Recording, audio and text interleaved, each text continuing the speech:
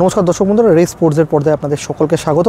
রাত প্রায় 11টা, আমরা এখন যুবভারতী ক্রীড়াঙ্গনের সামনে দাঁড়িয়ে, আর রাত 10টা 50 তখনও টিম বাস ঠায় দাঁড়িয়ে এই যুবভারতী ক্রীড়াঙ্গনের সামনেই, কারণ ভেতরে মিটিং চলছে। সেখানে ছিলেন শীর্ষকর্তা দেবব্রত সরকার, কোচ অস্কার ব্রুজো, এছাড়াও বাকি কর্তারাও ছিলেন। এবং সেখানে কিন্তু সামনে যেহেতু ডার্বি, সেই নিয়ে কিন্তু পর্যালোচনা চললো যে টিম এই কঠিন পরিস্থিতির মধ্যে আবার পড়েছে, সেখান থেকে কী করে বেরোবে।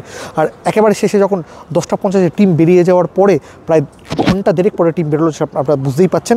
আর তার আরও পরে প্রায় 11টার সময় বেরোলেন ইস্টবেঙ্গল শীর্ষকর্তা দেবব্রত সরকার। তিনি কিন্তু স্বাভাবিকভাবেই বললেন যে এই চোট আঘাতটা এই টিমকে এই প্রবলেমে ফেলছে। তিনি বলছেন যে সল বাইরে, মাদি তালাল ছিটকে গেছেন গোটা মরশুমের জন্য, এইগুলোই কিন্তু একটা হিটব্যাক হচ্ছে ইস্টবেঙ্গলের জন্য। এছাড়াও তিনি বললেন যে প্রভাত লাকড়া, তারও আজকে চোট লেগেছে, আনোয়ারের চোট লেগেছে। এতগুলো চোট একসাথে হলে টিম একটুখানি যে সাফার করবে সেটা খুব স্বাভাবিক ব্যাপার। সঙ্গে তিনি এটাও বলেন যে সামনে 1-2 দিনের মধ্যেই একটা নতুন বিদেশি অন্তত তারা ঘোষণা করে তাকে যত দ্রুত সম্ভব কলকাতায় আনার চেষ্টা করছেন, যাতে দলকে তিনি সাহায্য করতে পারেন। এছাড়াও তিনি বলেন যে ডাক্তার বলেছেন যে আনোয়ারের চোট অতটা গুরুতর নয়, কালকে রেস্ট নিলে হয়তো তিনি ফিট হয়ে যাবেন। যদিও সেটা কতটা হবে সেটা কিন্তু যথেষ্ট সন্দেহের ব্যাপার রয়েছে।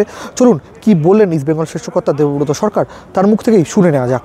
এই অবস্থা থেকে ঘুরে দাঁড়ানোর জন্য ঘুরে দাঁড়াবে না কেন? ঘুরে দাঁড়াতে হবে। টিমের ইনজুরিটাই ফ্যাক্টর করে দিচ্ছে না সবচেয়ে বেশি। সাউল আজকেও তো লাকড়ার হ্যামস্ট্রিং হয়ে গেল। ইনজুরিটা খুব প্রবলেম করে ফেলছে আমাদের। এতজন বিদেশি ইনজিওর, নতুন বিদেশি নিয়ে কিছু ভাবছি তো, নতুন বিদেশি দেখি 1-2 দিনের ভিতরে কিছু একটা করার কথা ভাবছি, দেখা যাক। আর ডার্বিটা কোথায় হচ্ছে এখনো কিছু না, আমাদের তো জানাইনি কিছু।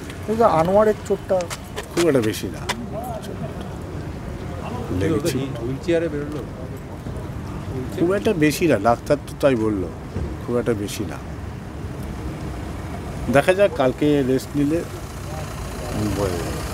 যুবভারতী ক্রীড়াঙ্গন থেকে শুভম মণ্ডলের সঙ্গে আমি সৌম্যজিৎ দে, রেস স্পোর্টস।